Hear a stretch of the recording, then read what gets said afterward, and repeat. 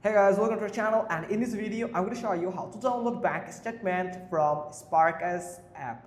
So to download your bank statement from Sparkasse app, following the steps below. So this process varies slightly depending on whether you're using the Georgia app common in Austria or the Sparkasse app common in Germany. So in Australia, for Australia users of the Georgia app, you just need to open the Georgia app, then launch the Georgia app on your device, then select your account from the overview, choose the Giro account for which you want a statement.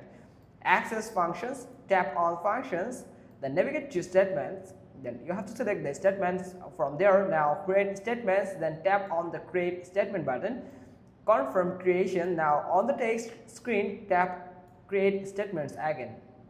Thus, once granted, you can download the statement as a PDF.